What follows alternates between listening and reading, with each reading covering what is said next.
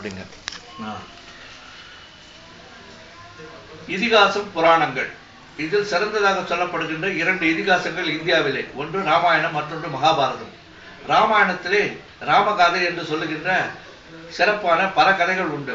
அதிலே எத்தனையோ வதங்களை சொல்லி இருக்கிறார்கள். குறிப்பிட்டு சொல்ல வேண்டும் என்றால் வாலி வதம் என்பது மிகவும் சிறந்தானது.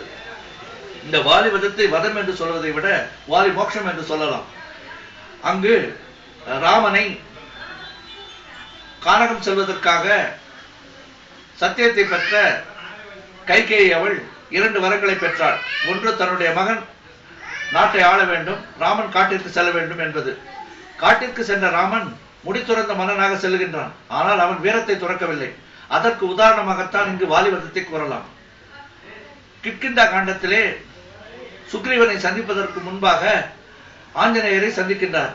அப்பொழுது அனுமன் சந்திப்பில் அவர் பெற்ற ஒரு நிகழ்ச்சியானது அவருக்கு உன்னதமான ஊழ்வினையை ஏற்படுத்தும் சில கதைகளை சொல்ல வேண்டிய நிர்பந்தங்கள் ஏற்படுகின்றன. அனுமன் தன்னை யார் என்று தெரியப்படுத்துவதற்கு முன்பாக ராமனுடைய நிலையை அறிந்து ராமனிடம் பிரிஜுடிஸ் பிராமிஸ் பெறுகின்றார். எப்படி என்றால், உன்னை போலவே ஒருவன் இந்த நாட்டிலே இருக்கின்றான், இம்மலையிலே வாழ்கின்றான், அவன் சுக்ரீவன். எப்படி உன்னுடைய மனைவியை ராவணன் கடத்தி சென்றானோ அதுபோல அவனுடைய மனைவியும் அவனுடைய அண்ணனாகிய வாலி என்பவன் கடத்தி சென்றிருக்கின்றான். ஆகவே நீ அவனுக்கு உதவி செய்ய வேண்டும் என்கின்ற ஒரு கட்டாயத்திலே நீங்கள் அவனுக்கு உதவி செய்வீர்களா என்று கேட்கும் பொழுது முன்பின் ஆராயாமல் அவனுக்கு உதவி செய்தே தீர்வேன் என்று அங்கு கூறுகின்றார். ஆகையினால் அங்கு வாலியை வதம் செய்வதற்கு முன்னாக சுக்ரீவன் வாயிலாக வாலியினுடைய திறமையை பற்றி தெரிந்து கொள்கிறார். வாலி என்பவன் வரம்பில் ஆற்றலான். அவன் ஒரு காலத்தில் எப்படி தன்னுடைய மகனுக்கு 8 கால் பூச்சியை கொண்டு வந்து குழந்தைக்கு தொட்டிலில் ஆட விடுவார்களோ அதுபோல ராவணனை பிடித்து வந்து தன்னுடைய மகனுக்கு அங்கு ஆட விட்டு இருக்கிறார். அவனுடைய வாழ்நாள் முழுவதும் அவனுடைய பராக்கிரமத்தை சொல்ல வேண்டும் என்றால் வாலிக்கு வரம்பில் ஆற்றலான் என்று ஒரு வார்த்தை கூறினாலே போதும். இப்பொழுது கதைக்கு வருவோம். ராமனானவன் வாலி சுக்ரீவன் இருவரும் வதை செய்கிறார்கள். முதல் நாள் யுத்தத்தில் யார் அண்ணன், யார் தம்பி, யார் வாலி, யார் சுக்ரீவன் என்று தெரியாமல் இருந்த காரணத்தினால் மறுநாள் அவர்களை அழைத்து சுக்ரீவனுக்கு மாலை அணிவித்து, மாலை பெற்றவன் சுக்ரீவன் என்றும் மாலை இல்லாதவன் வாலி என்றும் ஒரு முடிவுக்கு வந்த பின்பு அங்கு மறைந்திருந்து பானத்தை எழுதுகின்றனர். பானத்தினால் இறப்பு நிலையை அடைந்த வாலியானவன் அங்கு ஒரு பாட்டை சொல்லுகின்றார் சிறப்பாக கம்பராமாயணத்திலே. மும்மைசால் உலகுக்கெல்லாம் மூல மந்திரத்தை முற்றும் தமிழே தமிழுக்கு நல்கும் தனிப்பெரும் பதத்தை நாமே இம்மையை எழுமை நோய்க்கும் மருத்துவம் ராமன் என்னும் செம்மை செய் நாமம் தன்னை கண்களில் தெரிய கண்டான் என்று சொல்லுவார்கள். அப்பொழுது இறைவனே எதிர்பட்டு தவறான முறையிலே மறைந்திருந்து பானம் அடித்தார் என்பதை புரிந்து கொண்ட வாலி பல்வேறாக கூறும் பொழுது கடைசியில் அவர் அதற்கு சமாதானம் சொல்லுகையில் தான் செய்தது தவறு என்பதை உணர்ந்த நிலையிலே தான் சொல்லாமல் தம்பி மூலம் சொல்லுவார். அதற்கு பல்வேறு வியாக்கியானங்கள் உண்டு. நீ செய்தது தவறு, உன்னுடைய தம்பியினுடைய மனைவி அபகரித்து சென்றது தவறு, மாற்றான் மனைவியை தொடுதல் என்பது மிகுந்த தவறு. நீ அந்த அதர்மத்தை செய்ததனால் இம்மாதிரியான ஒரு இக்கட்டான சூழ்நிலைக்கு நீ ஆட்படுத்தப்பட்டாய் என்பது போல நாங்கள் வானரங்கள் எங்களுக்கு ஒன்றும் அறியாது, தர்மம் தெரியாது, அதர்மம் தர்மம் எல்லாம் எங்களுக்கு கிடையாது என்பதை சொல்லும் பொழுது அப்பொழுது லக்ஷ்மணன் வாயிலாக வாலிக்கு ஒரு அறிவுறுத்துவார். தக்க என்ன தகாதன என்ன ஒக்க உணலராயின் மக்களும் விளங்கே அம்மனுவின் நெறி புக்கவே விளங்கும் புத்தேளிரே.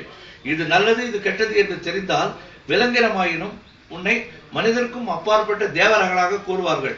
மனிதரே இருந்தாலும் அந்த தவறு இது சரி என்று புரியாதவனுக்கு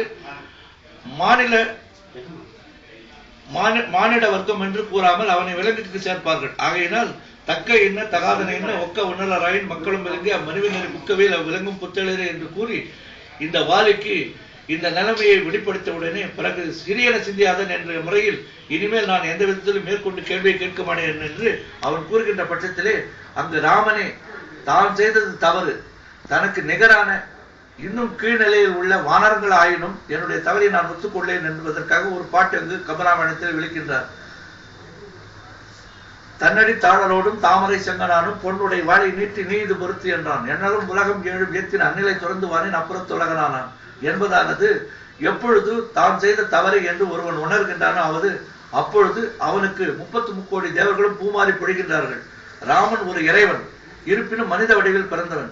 இருப்பினும் அவன் மனிதன் என்ற நிலையில் இருந்தாலும் ஒரு வானரத்திற்கு செய்த அநீதியை தான் ஒத்துக்கொள்ளும் பொழுது, ஆகையினால் திருக்குறளில் சொல்வார்கள், சால்பிற்கு கட்டளை யாதனின் தோல்வி தொலை வரலாறு கண்ணும் கொடல் என்று சொல்வார்கள். உதாரண புருஷன் என்றால் அன்பு, நான், ஒப்புரவு, வாய்மை, கண்ணோட்டம் இவை ஐந்தும் சால்பூற்ற தூண் என்று சொல்வது போல இங்கு ராமன் பராக்கிரமம் மிகுந்தவன். அப்படி இருந்தும் தான் செய்தது தவறு என்பதை ஒத்துக்கொண்டு அங்கு தன்னடி தாழலோடும் தாமரை செங்கனானும் பொன் உடை வாளை நீட்டி நீ இது பொருத்தி என்றார். நான் செய்தது தவறு, பொறுத்துக்கொள். காட் ஆஃப் ஆனர் என்று சொல்வார்கள். ஒரு பெரிய தலைவன் முன்னால் ஒரு ராணுவ வீரனானவர் தன்னுடைய வாளை கீழ் நோக்கி காண்பித்து என்னை பொறுத்துக்கொள் என்பது போல இங்கு ராமன் தன்னுடைய வீரத்தை அங்கு வாளியின் முன் மண்டியிட்டு தன்னடி தாழலோடும் தாமரை செங்கனானும் பொன் உடை வாளை நீட்டி நீ இது பொருத்தி என்றான் என்பது ஒரு விசேஷமான கருத்தாக கொண்டு இங்கு ராமன் தான் செய்த தவறை ஒற்றுக்கொண்டான் என்பது உண்மையாகும். ஆகையினால் மறைந்திருந்தே பானம் எய்தினான் என்பதும் உண்மையாகும். சார் வாலிது